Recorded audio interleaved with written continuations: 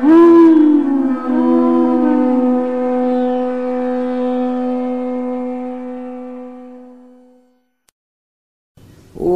नमो भगवते वासुदेवाय।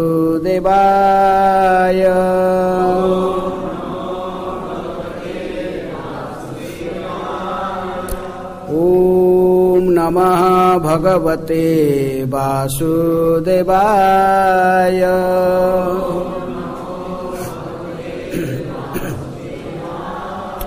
ओम नमः भगवते वासुदेवाय।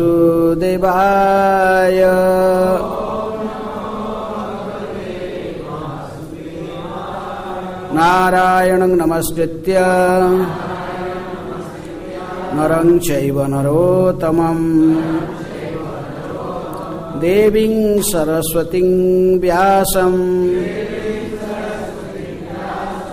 ततो जयमुदीरये। नष्टप्रायेषु अभद्रेषु नित्यं भागवत सेवया भगवते उत्तम श्लोके भक्तिर्भवति नैष्ठिके। श्रीमद् भागवतम से पाठ पंचम स्कंद अध्याय 8 भरत महाराज के चरित्र का वर्णन। आज इस अध्याय के 28 नंबर श्लोक। तत्रापि ह बा आत्मनः मृगत्व कारणं भगवत आराधन समीहा अनुभावेन अनुस्मृत्य भूषम् अनुतप्यमानः आह तत्रापि हवात्मनः मृगत्व कारणं भगवत आराधना समीया अनुभावेन अनुस्मृत्य भूषम् अनुतप्यमान आह तत्रापि हवात्मनः मृगत्व कारणं भगवत आराधना समीहा अनुभावेन अनुस्मृत्य भूषम् अनुतप्यमानः आह तत्रापि हवात्मनः मृगत्व कारणं भगवत आराधना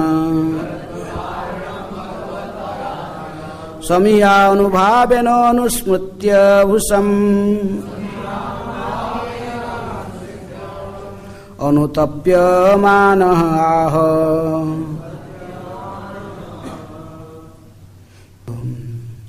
मृग शरीर प्राप्त करने पर भी भरत महाराज अपने पूर्व जन्म की दृढ़ भक्ति के कारण उस शरीर को धारण करने का कारण जान गए थे। अपने विगत तथा वर्तमान शरीर पर विचार करते हुए वे अपने कृत्यों पर पश्चाताप करते हुए इस प्रकार बोले। हरे कृष्ण। भरत महाराज के बारे में आप पिछले कई कक्षा से श्रवण करके आ रहे हैं। भरत महाराज भगवान ऋषभदेव के सबसे बड़ा पुत्र थे। भगवान ऋषभदेव के कितने पुत्र थे? 100 पुत्र। 100 पुत्र में से सबसे बड़े पुत्र थे भरत महाराज। और ये संपूर्ण विश्व के एक छत्राधिपति सम्राट रहे।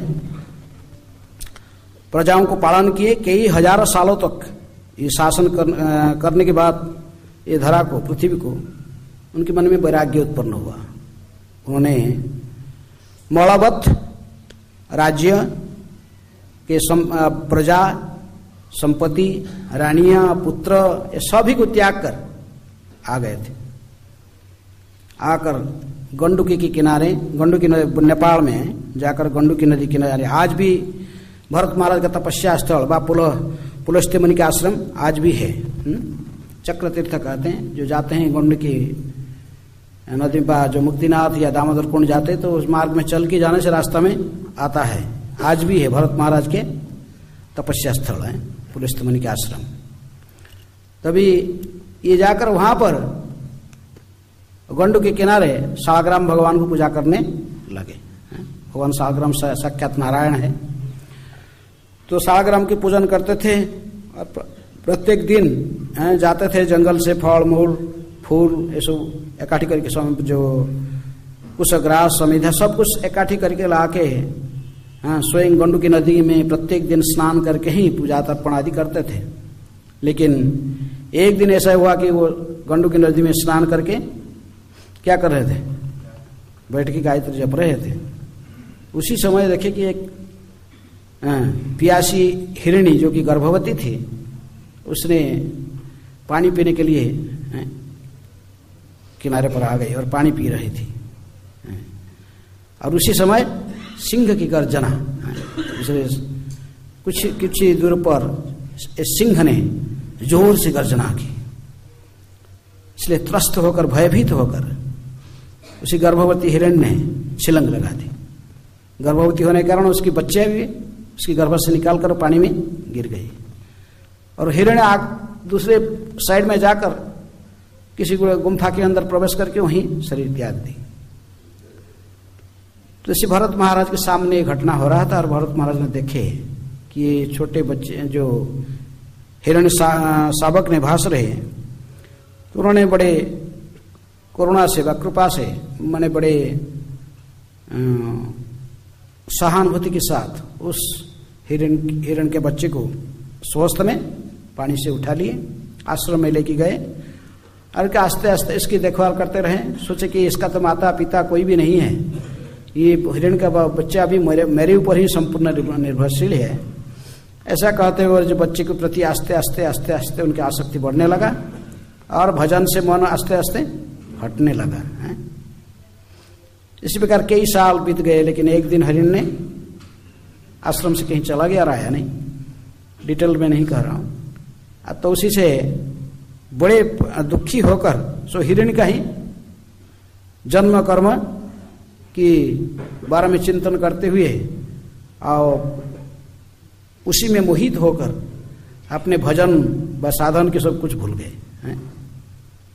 तो इससे आस्ते आस्ते उनको बोकार आ गया। जो माने बोकार से अंतिम समय जब उनको मृत्यु के समय में उनको लग रहा था कि वो हिरण का बच्चा उनके सामने ही साइड में ही बैठा हुआ है।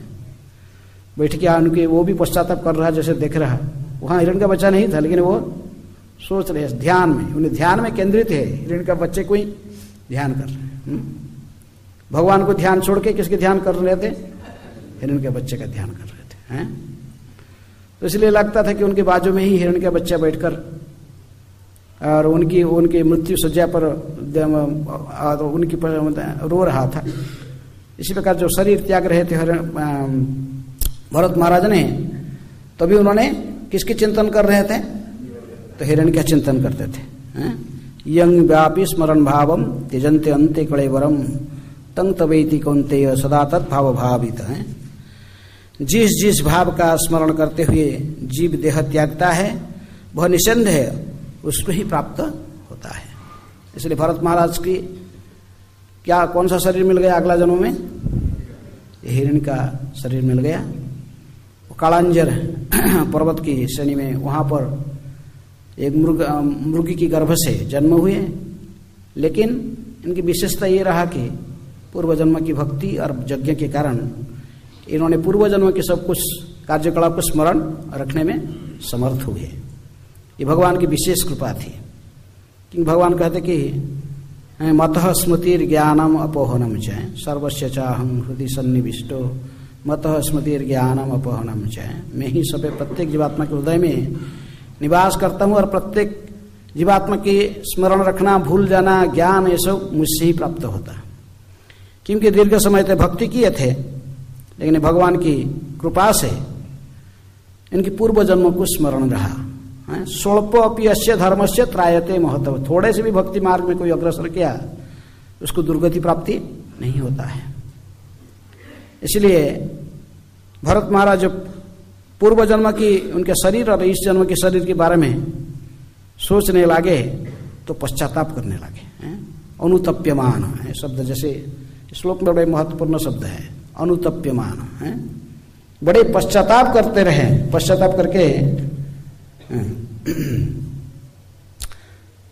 अनुतप्यमान है, पश्चाताप करते हुए पश्चाताप करने लगे। हम कितने भी कोई कुछ गधित कर्म करते हैं, लेकिन उसकी जो प्रायश्चित का प्रकृत प्रायश्चित कैसे होता है? जो हमें गलती के लिए क्या करते हैं?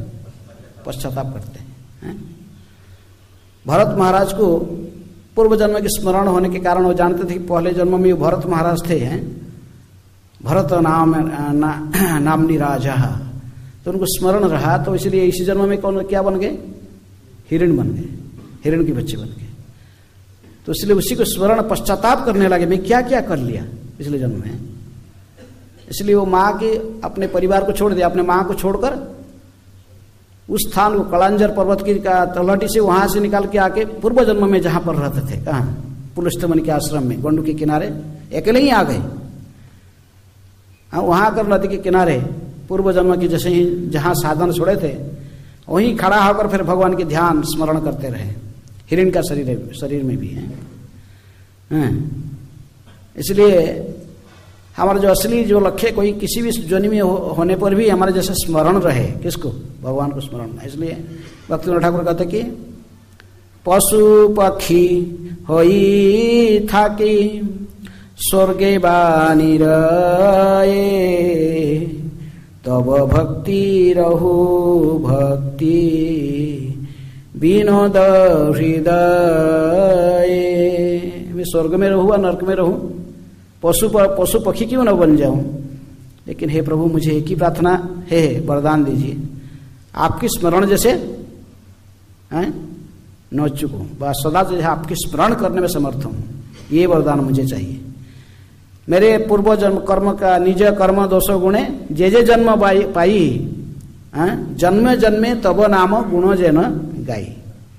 मेरे अपने प्रारब्ध के अनुसार जैसे भी कोई मेरे शरीर मिल जाए, इसके लिए मैं दुखी नहीं हूं, लेकिन हे प्रभु आपकी गुणगान जैसे करते रहूं, किसी भी शरीर में रहूं। जटायु कौन सा शरीर में था? गीध के शरीर में भी रहकर भगवान रामचंद्र जी की भजन किया, फाइटिंग किया भगवान रामचंद्र जी के लिए, युद्ध किया किसके साथ? रावण के साथ, स्वयं का जीवन को संकट में डालकर भी।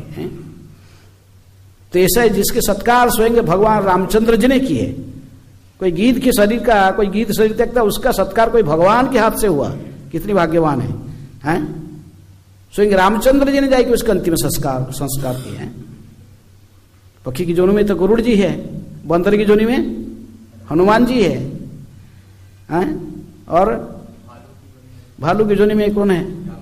जामवान जी है। तो उनके क्या दुर्गति? फिर इसी शरीर कौवा को कोई आदर करता है? कोया को जोनी में काकभुजंडी है, राम जी की महान भक्त है। तो इसलिए ये पशु पक्षी व मनुष्य, इसमें से कुछ नहीं, मेन बात है कि हमको भजन करना चाहिए, किसी भी, लेकिन साधारणतः किसी पशु पक्षी की जोनी में भजन करना संभव नहीं है। इसलिए ये मनुष्य दुर्लभ मानुषं जन्म यद्यपि अध्रुवम अर्थदम, प्रहलाद महाराज कहते कि ये दुर्लभ, ये मनुष्य जन्म बड़ा दुर्लभ है।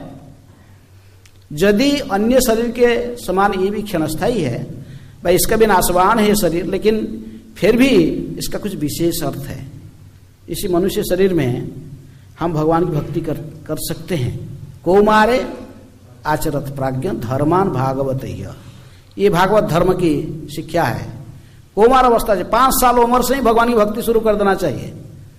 विद्या 2 प्रकार की होते हैं, आध्यात्म विद्या और भौतिक विद्या। अभी 5 साल उम्र में कौन सा विद्या पढ़ने के लिए सब भेज जाते स्कूल? पिताजी माताजी बच्चों को छोड़ देना, कौन सा विद्या पढ़ने? भौतिक विद्या।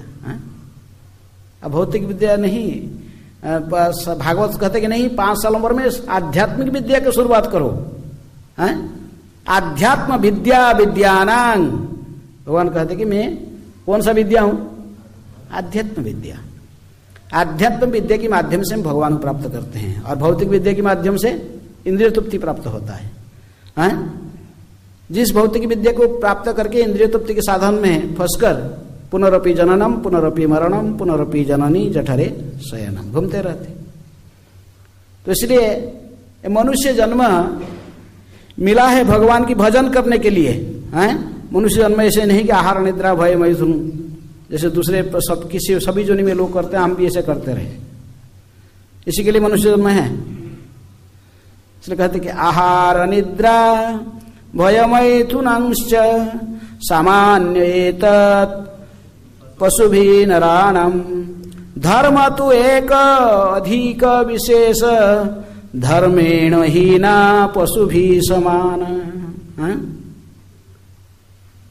तो आहार निद्रा भय मैथुन सबके पास है, पशु भी करते। किसी 84 लाख जोनि में किसी भी पशु पक्षी शरीर सृप सब इसमें लगे हुए।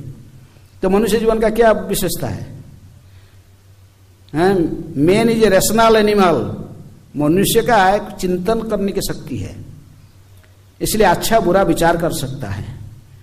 इसलिए मनुष्य जोनि में हम भक्ति कर सकते हैं, भगवान की चिंतन कर सकते हैं, भगवान की पूजन कर नवधा भक्ति को अपना सकते हैं। श्रवणम कीर्तनम विष्णु स्मरणम पाद सेवनम अर्चनम वंदनम दास्यम साख्यम आत्मनिवेदनम, ये नवधा भक्ति को हम इसी जोनि मनुष्य शरीर में ही अपना सकते हैं। इसीलिए मनुष्य शरीर मिला। मनुष्य शरीर इंद्रिय तृप्ति के लिए नहीं है। इसलिए प्रहलाद महाराज भी कहते कि तत्प्रयास न कर्तव्यं जतः आयु वयः परम न तथा विन्दते खेमं मुकुंद चरणाम्भुजम। ऐसे प्रयास करके इंद्रिय तृप्ति के साधन में लगे ये शरीर को मस्त मनुष्य जन्म को वृथा नष्ट मत करो, वृथा मत गुमाओ। ऐसे प्रयास नहीं करना, तत्प्रयास न कर्तव्य। ये आयु बड़े मूल्यवान है। जत आयु वयः परम, ये मनुष्य जीवन का अवधि, ये जो परमायु, ये बहुत मूल्यवान समय है। ये शरीर किसके लिए मिला है? मुकुंद चरणाम्बुजम, भगवान मुकुंद के चरण कमल में भक्ति करने के लिए है। इसको इसी प्रकार उपयोग करना चाहिए। लेकिन भरत महाराज के ऐसे मनुष्य शरीर तो मिला था और भजन भी किए, लेकिन यहां तक कि उनकी जो भजन का स्तर था, कौन सा स्तर था? भाव भक्ति में थे। थोड़े से बाकी था, वो प्रेम प्राप्त करी भगवान बस। फिर भी उन्होंने थोड़ा सा असत्संग किए, उसी से उनकी पतन हो गया। इसलिए कहते कि भरत महाराज के पतन के जो मुख्य कारण है कि उनके पास में कोई संत नहीं था, अकेले रहते थे। यदि एक संत और होता था उनके साथ में साधु दोस्त रहते थे, वो दंडता था क्या कर रहा था? अरे पूरा साम्राज्य के संपूर्ण विश्व के सम्राट की पद छोड़कर तो आया इधर भजन करने के लिए, क्या कर रहा था? तुरंत उसको डांट के उनको सुधार देता है। इनके पास में कोई बोलने वाला नहीं था। इसलिए भजन एकांत में करना बड़ा रिस्क है। भक्तिविनोद ठाकुर कहते कि सतसंग छाड़ी कईनु असते विलास सेई लागी बांधी लए कर्मबंध फास। कर्मबंधन में क्यों फंस गया? क्यों सत्संग को छोड़ के असत का संग किया है। भरत महाराज साधु संग के बदले में किसका संग करने लगे? हिरण के बच्चे के संग करने लगे। इसलिए साधुओं की संग में रहना सदा कहा जाता है। तादेर चरणों से भी भक्त सनेवास जनमे जनमे है यही अभिलाष। भक्तों की संगति में रहकर भक्तों की सेवा करना ही हमारा धर्म है। भक्ति का अर्थ ही सेवा। इसलिए भगवान की सेवा में भगवान जितनी प्रसन्न होते हैं उससे अधिक प्रसन्न होते यदि हम संतों की सेवा करते हैं। साधु सेवा से अधिक प्रसन्न होते हैं। नरोत्तम दास ठाकुर महान आचार्य कहते कि छाड़िया वैष्णव सेवा निस्तार पैछे के कौन उद्धार हुआ? वैष्णव की सेवा किए बिना इस संसार से कौन उद्धार होकर गया भगवत धाम पहुंचे? इसका कोई रिकॉर्ड नहीं है, हिस्ट्री नहीं है। इसलिए सदा भक्तों के साथ में रहकर भक्तों की सेवा करना चाहिए।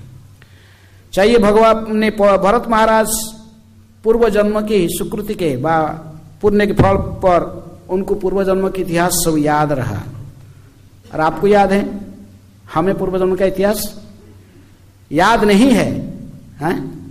लेकिन फिर भी हमको तो याद है कि हम कौन सा शरीर में है, मनुष्य शरीर में। तो इसलिए हमारा क्या कर्तव्य हमको पता है ना, इतना पता है। भरत महाराज को पता लगा तो वो पश्चाताप करने लगे, रोने, खाड़ा होकर ऐसे हिरणी का शरीर में रो रो रो कि वहीं शरीर को त्याग दिए। उसी गंडू के जड़ में शरीर उनका भस गई। तो फिर अगला जन्म हो गया, कौन सा, जड़ भरत के रूप में आए। लेकिन हम हमारा इतना तो हमको पता है, हम कुछ भी हो पूर्व जन्म कैसा था न जाओ, हमको याद न हो, न रहने पर भी इस शरीर में हमको कैसा मिला, मनुष्य का शरीर मिला। तो मनुष्य शरीर किसके लिए है? अब भागवत पढ़ के तो समझ रहे हैं ना, किसके लिए मनुष्य शरीर है? मानव ने मनुष्य जन्म लभिया, राधा कृष्ण ना भजिया, जानिया सुनिया विष खाइनु, हरि हरि विफले जन्म गवाइनु। मनुष्य जन्म प्राप्त करके यदि कोई भगवान की भजन नहीं कर रहा, तो जानबूझकर क्या कर रहा है, जहर खा रहा है, जानबूझकर। आत्माघाती उसी को कहते हैं, इस उपनिषद कहते हैं कि ये आत्मघाती है। जो मनुष्य शरीर प्राप्त करके जो भगवान की भजन नहीं करता, वही प्रकृति में आत्मा का हनन करने वाला है, वही आत्मा को हनन करता है। इसलिए मनुष्य शरीर मिला है भगवान की भजन करने के लिए। इसके लिए पश्चात, जैसे हिरण शरीर प्राप्त करके हम कैसे प्राप्त कर लिए, उसके लिए पश्चाताप कर रहे हैं कौन, भरत महाराज। और हिरण शरीर में रहकर भी वो भक्ति करने के लिए सावधान हो गए, और भी किसी के साथ मिलने नहीं। अगला जन्म में जड़ भरत के रूप में भी पूरा विरक्त रहे। तो इसी इतिहास को पढ़ के हम भी ऐसे पश्चाताप करना चाहिए। कृष्ण को प्राप्त करने का सबसे बड़ा जो आवश्यक है भजन, हमको पश्चाताप होना चाहिए। हम जो कर्म सब करके क्या क्या करके आए हैं, उसके लिए पश्चाताप करते हुए भगवान की शरण में जाना, अनन्य भक्ति करना, उसमें लग जाना। भक्ति विनोद ठाकुर इसलिए हमको सिखाते हैं आचार्य लोग कैसे प्रार्थना करना चाहिए। हमारा जो अच्छे गुण है, हमारा जो सब गुण है, हमारा जो अच्छा बात, जो अच्छा कुछ किए, कुछ सुकृति किए, पुण्य किए, उसी को एडवर्टाइज करना। और जो बुरे हमारे पास है, जो कुछ गंदे काम किए, कुछ बुरे काम किए, उसको क्या करना, पाप को छुपाना और पुण्य को खोलना। ठीक है? शास्त्र कहता है कि यदि कोई पुण्य करके इसको एडवर्टाइज करता है, उसका पुण्य फल नष्ट हो जाता है। और यदि कोई पाप करता है, पाप कर्म को साधुओं के बीच में खुलता है, उसकी पाप की कर्म का फल नष्ट हो जाता है। लेकिन हम क्या करते, कुछ अच्छा करेंगे तो उसी को एडवर्टाइज करेंगे, जो बुरे काम को छुपा के रखें। बुरा को कैसे बोलेंगे दूसरे, हम क्या क्या किए थे, हमारे रेकॉर्ड में पहले जीवन में क्या क्या, इस जन्म में कहा क्या कैसे बुरे कर्म करके आए, तो उसको नहीं बोलते हैं, बोलते उसको नहीं, अच्छा को एडवर्टाइज करते हैं। मैं एकादशी किया हूँ, निर्जल किया हूँ, तो उसको 50-100 लोगों को बताऊंगा, मैं एकादशी बड़ा निर्जल किया हूँ। यदि कोई किसी को पता नहीं लगा कि मैं एकादशी किया हूँ, बोला दूसरे को पता नहीं, मैंने पूरा निर्जल था, लोगों को पता चलना चाहिए ना। दूसरा दिन में कुछ बहाना करके भी किसी देखेगा तो बोलेगा मेरा आज बहुत वीक लगता है। पूछेगा क्यों वीक लगता है, मैं काल में निर्जल किया था, निर्जल एकादशी किया था। तो हमारा ये स्वभाव है। अब पुण्य जो करता है, पुण्य करके जो कुछ सुकृति करके इसको एडवर्टाइज करता है, उस सुकृति का फल नष्ट हो जाता है। इसलिए किसी व्यक्ति को हम जानबूझकर उसकी सुकृति नष्ट करना चाहते हैं तो उसकी एडवर्टाइजमेंट करो। इसलिए कुछ लोग क्या करते हैं ना, गुप्त दान करते हैं, गुप्त देते हैं, उसको अनाउंस नहीं करते। गुप्त देने से उसको कोई पता नहीं लगेगा। और ये एडवर्टाइज करेगा, जब उसको कुछ दे रहा है, आपको सुकृति कर रहा है, उसके एडवर्टाइज करने से उसका पुण्य नष्ट हो जाता है। जैसे कोई व्यक्ति दिया है हमारे मंदिर में 2 करोड़ रुपया दिया है, क्या भगवान राधा श्याम सुंदर के राजभोग चलते रहे, तो इसका सुकृति, इसका डेली अनाउंसमेंट हो रहा है, उसका सुकृति को हम नष्ट कर रहे हैं। बेचारा वो दान दे तो उसको डेली एडवर्टाइज कर करके उसका जो पुण्य था उसका पुण्य को सारा नष्ट कर रहे हैं। ये पाप कर्म करते हैं तो पाप कर्म को क्या करना चाहिए, इसी को खुलना चाहिए। भक्तिविनोद ठाकुर कहते कि गाते भजन क्या, आमार जीवन सदा पापेरत नाही क पुण्येर लेस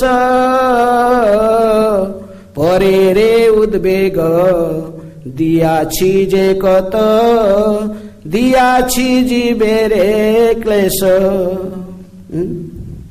निज सुख लागी पापे नहीं डरी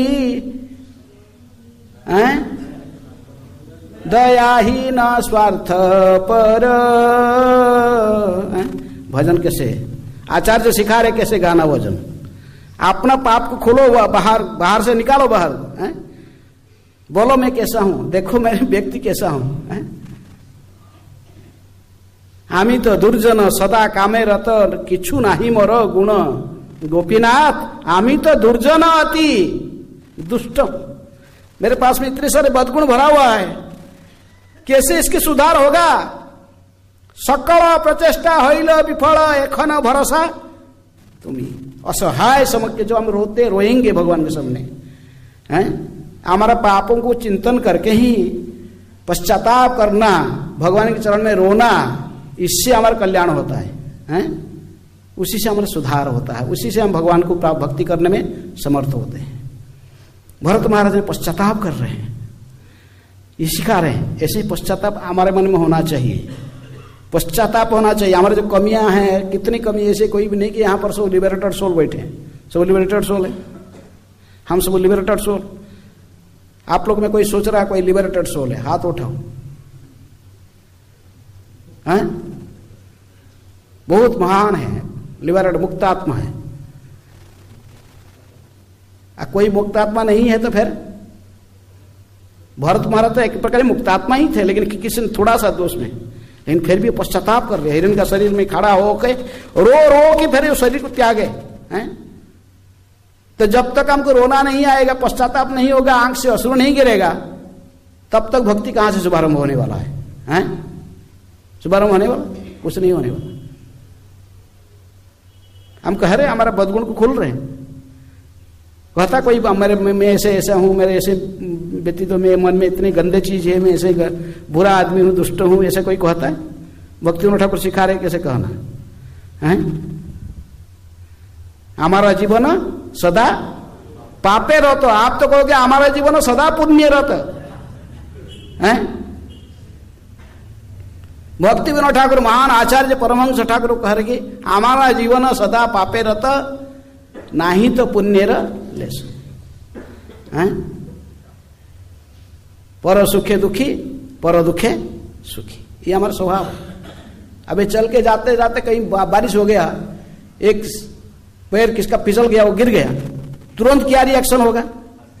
जितने हो रहेगा ना साथ में सबको हंसी आ जाएगा, तुरंत ही हंसी आ जाएगा, क्योंकि हमारा स्वभाव बना हुआ है। भगवान को प्राप्त करने के लिए पश्चाताप करना जरूरी है। हमारे कर्मों को, हमारे दुष्ट बुद्धि कितने लोगों को कितना कष्ट दिए हैं, कितने हमारा जो पहले से कर्म करके आए हैं, तो इसको पश्चाताप, इसको स्मरण करके पश्चाताप करना चाहिए। साधुओं के सामने दिल को खोलना चाहिए, मैं ऐसा ऐसा करके आया हूं, कैसे मेरी सुधार होगा। कोई साधारण हमारे शरीर में कुछ रोग हो जाता है, हम डॉक्टर के पास जाते हैं, डॉक्टर को यदि आपका क्या बीमारी है ठीक ठीक से पूरा बताओगे नहीं, मेडिसिन सही मिलेगा आपको? नहीं मिलने वाला।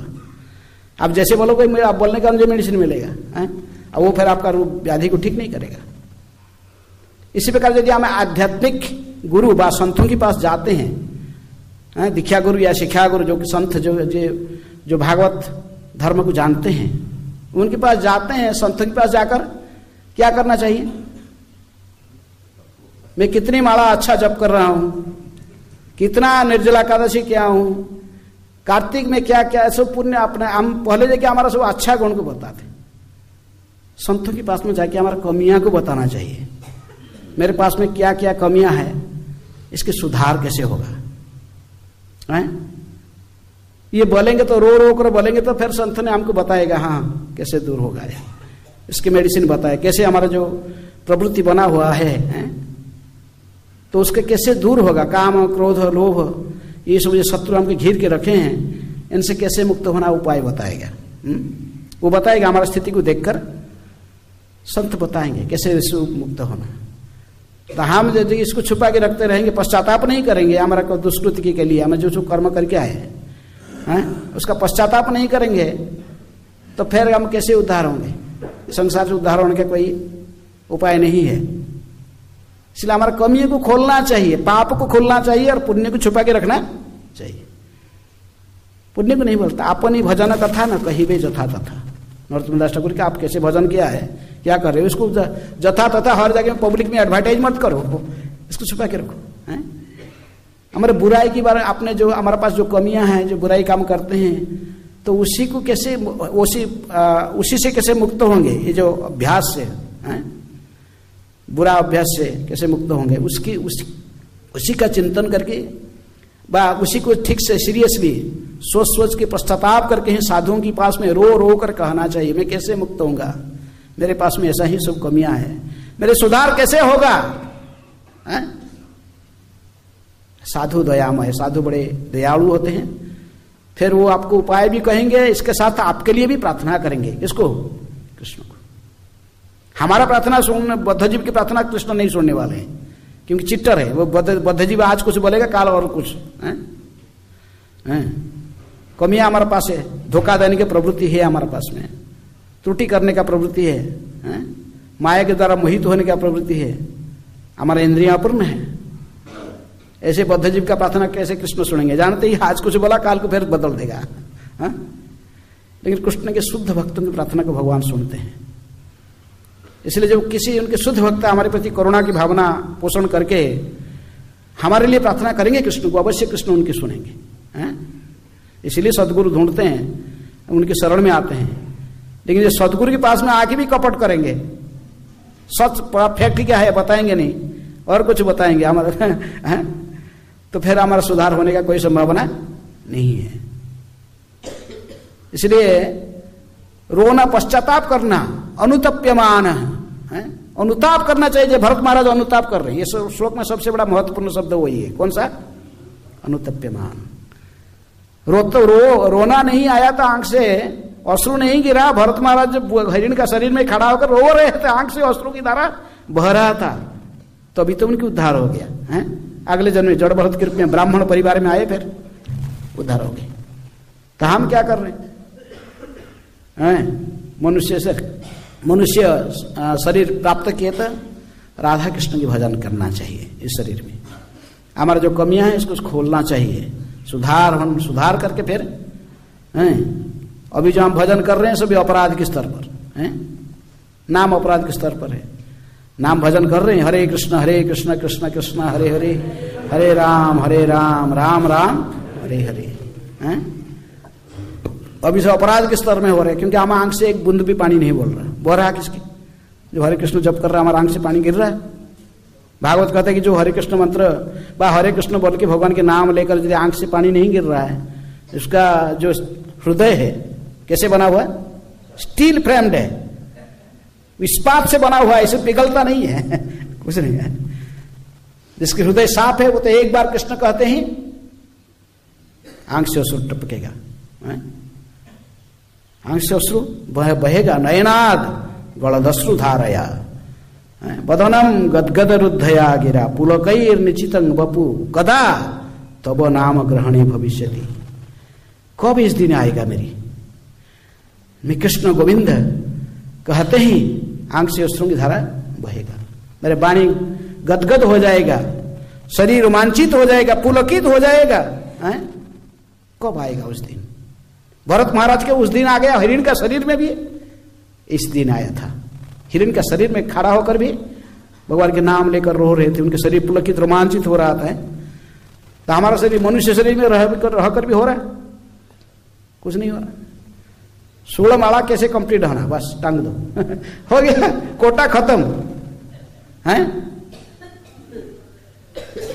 तो इसलिए ये स्थिति जब तक नहीं आएगी, हमारा आंख से अश्रु नहीं बहा, तो कहाँ भगवान के नाम लेकर भजन करके तो कहाँ से कृष्ण मिलेंगे? ऐसे कृष्ण मिल जाएंगे? हैं? मनुष्याणां सहस्रेषु कश्चित जतति सिद्धे जततानापि सिद्धानाम कश्चिन मांग व्यति तत्वतः है। ऐसे कितने करोड़ों लोक में कोई एक कृष्ण भक्त बनता है। कितने ऐसे मैंने इंडिया में 125 करोड़ लोग में कितने लोग कृष्ण के बारे में, आध्यात्मिक जीवन के बारे में भी सोचते हैं। आत्मा शरीर क्या है इनको भी पता नहीं, आत्मा क्या है शरीर क्या है। कुछ लोग इसमें सोच रहे कि मैं शरीर नहीं मैं आत्मा हूं। हैं? ये जानने पर भी लक्ष्य क्या जीवन का कई लोग को पता नहीं है। कोई सोचता है कि ब्रह्म में लीन हो जाना लक्ष्य है, कोई बोलता है कि जोगी नहीं परमात्मा में है, परमात्मा प्राप्त परमात्मा की भजन करना। कोई कहता है कि नहीं क्या करना, कृष्णस्तु भगवान स्वयं, नवधा भक्ति में भगवान श्री कृष्ण की भक्ति करना है। कितने लोगों के कितनी प्रकार की चिंतन है। इसलिए सुदुर्लभ कृष्ण भक्त कोटिस्वपि महामुनि, करोड़ों में एक कोई भक्त बनता, इतना आसान नहीं है। तो इसलिए हम जिसको पश्चाताप नहीं करेंगे, रोएंगे नहीं, कहां से कृष्ण मिल जाएंगे? हैं? मिले? इसलिए उड़ीसा में भुवनेश्वर में जो गौर गोविंद महाराज रहते थे, वो कहते थे कि आई हैव टू अपने क्राइंग स्कूल, मैं रोने का स्कूल खोलूंगा ये बौद्ध जीवों को सिखाने के लिए। किसके लिए रोना? कृष्ण के लिए रोना। कृष्ण के लिए कैसे रोना है तो सिखाएंगे। ट्रेंड अप नहीं होंगे तो कैसे मिलेगा? हो सकता है कि पहले शुरू में हम ऐसे ही जो रोते पूरा प्रैक्टिकल मैंने स्वतःस्फूर्त भाव से नहीं आ रहा, लेकिन प्रैक्टिस करना पड़ेगा इसको भी। उड़ीसा बंगाल में देखे कोई जो शादी होता है, शादी के पहले लड़की जब जाता है अपने ससुरालय में जाने वाला, शादी के बाद, शादी का 2-3 महीना पहले कि 5 महीना पहले जो शादी रेडी हो गया, पूरा फिक्स हो गया, तो फिर वो लड़की को सिखाते जाते हैं। क्या सिखाते हैं? सिखाते हैं ना कैसे रोना है, माँ को पकड़ के कैसे रोना, क्या क्या बोलना, पिताजी को पकड़ के क्या क्या रो की क्या क्या बोलना, भाभी को पकड़ के रो की क्या बोलना, भाई को पकड़ के रोना, तो सिखाया जाता है रोना। अरे संसार में ऐसे ही रोना सिखाया जा रहा था, भगवान के लिए जो रो सिखाया जाएगा क्यों नहीं सीखोगे? सीखना चाहिए भगवान को कैसे रोना है। कि हम उनसे बिछुड़ गए कई दिनों से, ये असली माता पिता हुई है। हमारा माता पिता सब कुछ संबंध उन्हीं के साथ, हमारा असली संबंध कृष्ण के साथ। इसलिए भक्तिविनोद ठाकुर कहते कि जनक जननी दैत तनय प्रभु गुरु पति तुहु सर्वमय। भगवान को ऐसे जानते हुए कि हमारा प्रकृत में मित्र कौन है, माता पिता कौन है, इनको जानते हुए जब हम उनसे बिछोड़ गए कई जुग जुग से, अब उसको जब सीरियसली पर आप चिंतन करके रोना शुरू करेंगे तभी फिर हम भगवत धाम जाने में क्वालिफाइड बनेंगे। जो रोता है बच्चा तभी माँ कहीं भी होता आ जाता है, लेके जाता है। अब तो अच्छा है यहाँ जो माया में खेल रहे हैं, ये माया के शरीर पांचभूत का शरीर में रह के बस यहाँ खेल रहे तो पिताजी मानने वाले ठीक है खेलने दो उसको। कैसे भगवत धाम जाओगे? जब तक आंख से बस अश्रु नहीं बया भगवान के लिए हम रोना शुरू नहीं किए, कैसे भगवान प्राप्त हो जाएंगे? प्रैक्टिस करना चाहिए रोना। कैसे रोना, किसके लिए? एकांत में सोचना चाहिए, अरे मैं क्या कर रहा हूं, मेरा घर कहाँ है, कहां से आया हूं, कहां जाऊंगा? अभी मैं 50 साल के बाद 55 साल का हो गया, तो इसका पहले कहां था, और 15-20 साल के बाद जाऊंगा कहां? कहां से आया, कहां जाता, किस कुछ इसको थोड़ा कोई सोचता ही नहीं। चल रहा आराम से गाड़ी है, तो कैसे भगवान प्राप्त होंगे? इस संसार में कोई किसी का है? आया अकेला और जाएगा अकेला। कुछ लाया था ना, कुछ लेके जाएगा। लाया कुछ नहीं आया, कुछ लेके नहीं, ऐसे ही आया था तो क्या करता था, हाथ ऐसे मुट्ठी करके आ रहा है, मुट्ठी करी बच्चे ऐसे मुट्ठी बांध कर आए बंदे हाथ उसे जाएगा, आया जाए, कुछ लेगा नहीं, कुछ है तो थोड़ा सोचो भाई क्या कर रहे, क्यों आया इधर हैं?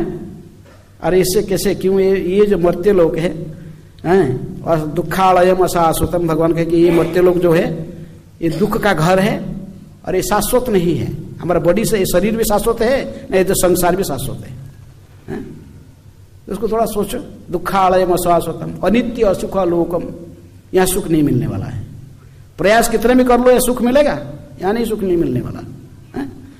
हम सोचते हैं कि लोग मैं सुखी बन जाऊंगा, मेरा ये आशा पूर्ण हो जाएगी तो मैं सुखी बन जाऊंगा, कभी सुख नहीं मिलने वाला है। दिल्ली का लड्डू जो खाया वो पछताया, जो नहीं खाया वो भी पछताया। प्रभुपाद जी कहा करते एक लेक्चर में, बोलते कि दिल्ली की लड्डू जो खाता है वो भी पछताता है, जो नहीं खाया वो भी पछताता है। दिल्ली की लड्डू क्या है? इंद्रिय तृप्ति के साधन, विशेष रूप में स्त्री और धन। स्त्री के लिए पुरुष माया होता है, पुरुष के लिए एक स्त्री माया होता है।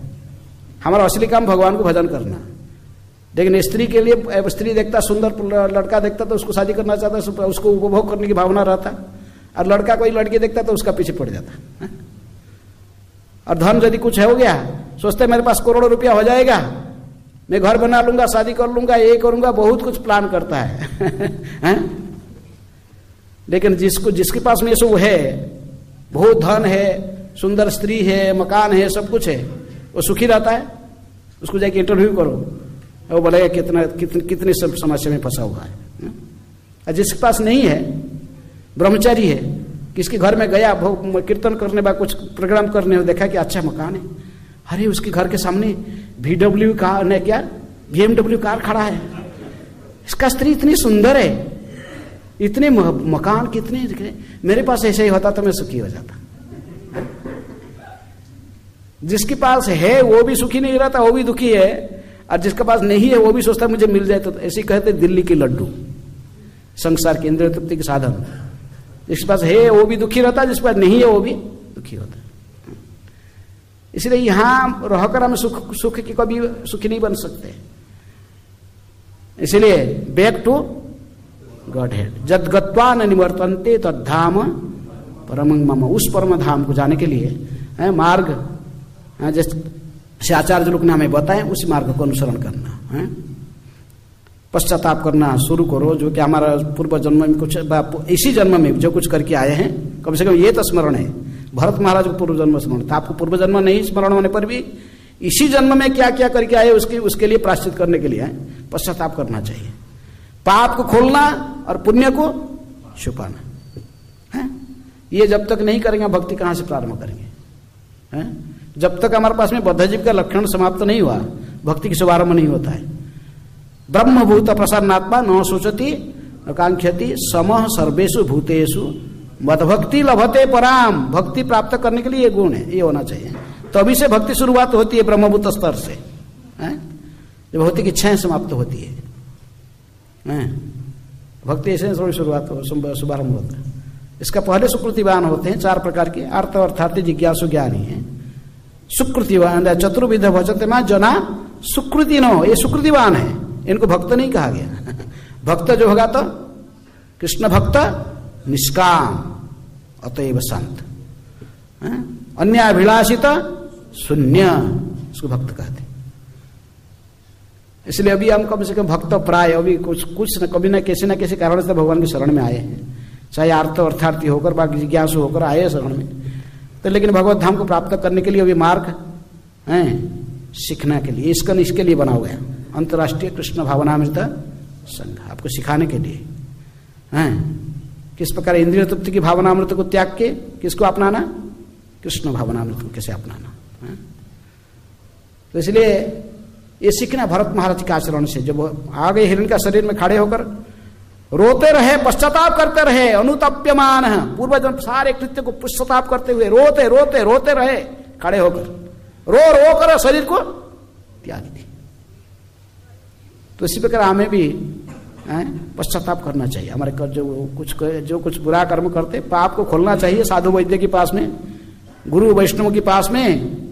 हमारे अंतकरण के जो पाप को खोल के फिर उसके मेडिसिन लेना चाहिए और भगवान को स्मरण करना। जब तक आंख से अश्रु नहीं बहा तक कहां से भगवान के स्मरण हो रहा है? ठीक है, कोई प्रश्न है?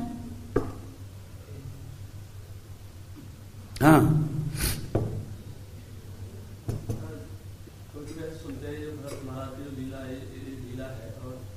जो शेर था वो नरसिंहदेव थे और वो लोग देवता था ये क्या पुराने थे।